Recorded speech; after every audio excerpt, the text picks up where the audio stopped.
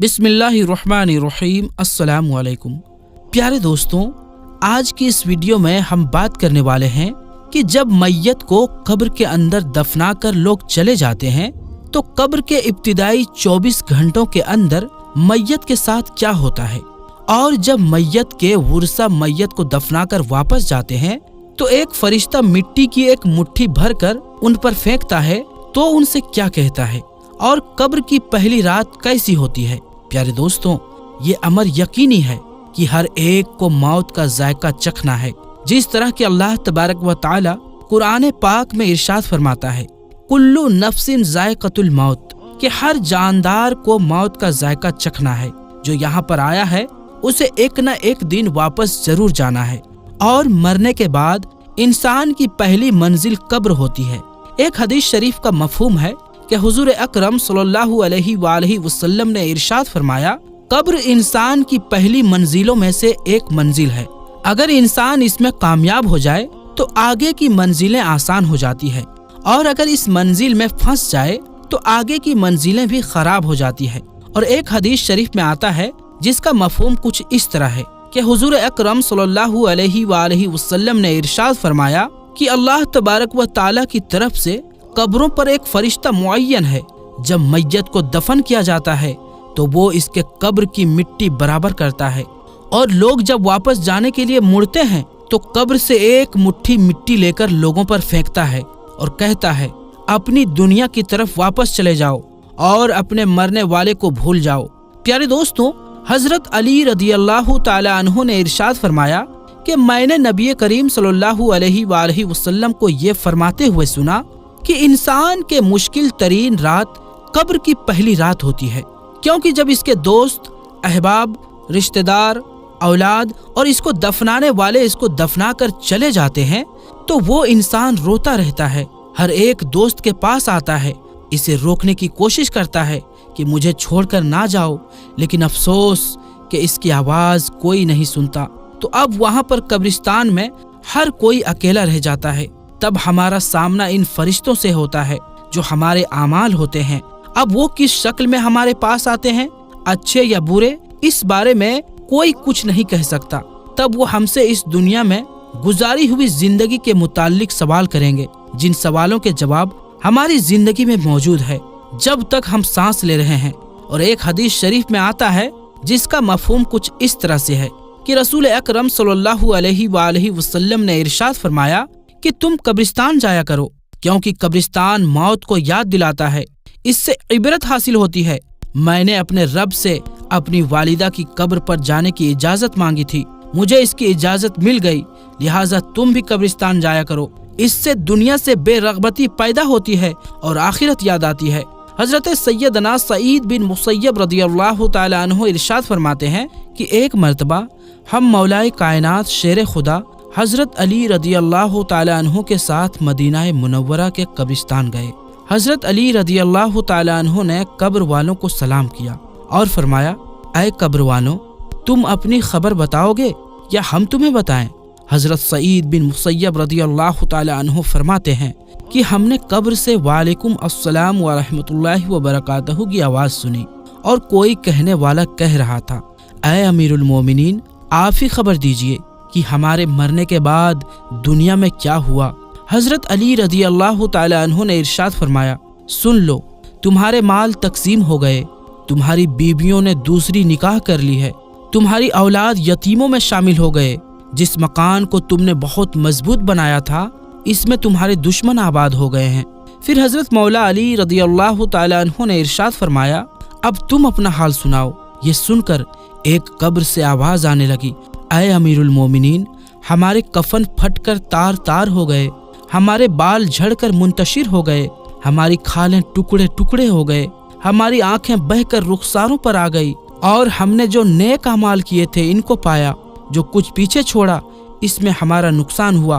प्यारे दोस्तों, रिवायात में आता है कि जब मुर्दे को कब्र में रखा जाता है तो इसकी नमाज इसकी दाएं तरफ आकर खड़ी हो जाती है और रोजा बाएं तरफ खड़ा हो जाता है। कुरान मजीद की तिलावत और अल्लाह तबारक व तआला का जिक्र सर की तरफ आकर खड़ा हो जाता है, और जमात के साथ नमाज पढ़ने को जो कदम चले थे वो पाँव की तरफ खड़े हो जाते हैं। जब आज़ाब इस कब्र में अपनी गर्दन निकालता है और मुर्दा तक पहुंचना चाहता है, अगर वो दाईं तरफ से आता है तो इसको नमाज कहती है, परे हट, खुदा की कसम ये शख्स दुनिया में बहुत मशक्कत और मुसीबत उठाता रहा, अभी इसे जरा आराम करने दो। फिर आज़ाब बाईं तरफ से आना चाहता है तो रोज़ा इसी तरह से इसको हटा देता है। फिर वो सर की तरफ से आना चाहता है तो तिलावत कुरान मजीद, जिक्र इलाही इसको रोक देते हैं और इससे कहते हैं, इधर तेरा रास्ता नहीं है। गर्ज ये कि वो जिस तरफ से भी आना चाहता है इसको रास्ता नहीं मिलता, लिहाजा वो आज़ाब कमज़ोर होकर वापस चला जाता है। और इसके बाद सब्र जो एक कोने में खड़ा होता है वो इन इबादतों से कहता है कि मैं तो इस इंतज़ार में था कि अगर किसी तरफ की इबादत में कुछ कमज़ोरी हो तो मैं इसकी तरफ से हमदर्दी करूँगा, मगर अल्हम्दुलिल्लाह तुमने ही मिलकर इसको दफा कर दिया, लिहाजा अब मैं आमाल तोलने की तराजू में इसके काम आऊँगा। प्यारे दोस्तों, जब मैयत को कब्र में दफनाकर उसके वुरसा चले जाते हैं तो कब्र में दो फरिश्ते, जिनको मुनकर और नकीर कहा जाता है, मैयत के पास आते हैं, जिनकी आंखें बिजली की तरह चमकती है और आवाज बादल की गर्ज की तरह होती है। इनके दांत गाय की सींगों की तरह बाहर को निकले होते हैं। इनके मुंह से आग की लपटें निकलती है। बाल इतने बड़े होते हैं कि पांव तक लटके होते हैं। इनके एक कंधे से लेकर दूसरे कंधे तक इतना फासला होता है कि कई दिन तक चलकर मुसाफत को खत्म किया जा सकता है। मेहरबानी और नरमी इनके पास नहीं होती, लेकिन सख्ती का मामला ये मोमिनों के साथ नहीं करते हैं, बल्कि फिर भी ऐसी डरावनी शक्ल सूरत की हैबत ही क्या कम है। प्यारे दोस्तों, इन दोनों के हाथ में एक बहुत बड़ा लोहे का हथौड़ा होता है कि जिसको अगर तमाम दुनिया के जिन्नों और इंस सब मिलकर उठाना चाहे तो उठाना तो दूर की बात है, इसको हिला भी नहीं सकते। वो आकर मुर्दे से कहते हैं, बैठ जा। मुर्दा एकदम उठकर बैठ जाता है और कफन इसके सर के नीचे सरक जाता है। वो सवाल करते हैं, तेरा रब कौन है? तेरा दीन क्या है? तेरा नबी कौन है? अगर मुर्दा नेक और मुसलमान होता है तो कहता है, मेरा रब अल्लाह तबारक व तआला है जो वहदहू ला शरीक है, मेरा दीन इस्लाम है, मेरे नबी हजरत मोहम्मद मुस्तफ़ा सल्लल्लाहु अलैहि वसल्लम है। ये सुनकर वो दोनों कहते हैं, तूने सच कहा। तो इसकी कब्र की दीवारों को सब तरफ से हटा दिया जाता है, जिससे वो चारों तरफ से बहुत वसी हो जाता है। इसके बाद फरिश्ते कहते हैं, सर उठाओ। मुर्दा जब ऊपर को सर उठाता है तो इसको एक दरवाजा नजर आता है जिसमें जन्नत नजर आती है, और वो कहते हैं, ऐ अल्लाह तबारक व तआला के दोस्त, वो जगह तुम्हारी रहने की है इस वजह से कि तुमने अल्लाह तबारक व तआला की इताअत और फरमाबरदारी की है।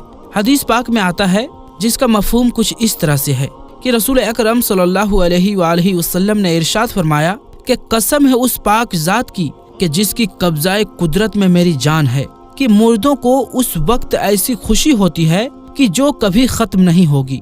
इसके बाद वो फरिश्ते कहते हैं कि अपने पाँव की तरफ देख।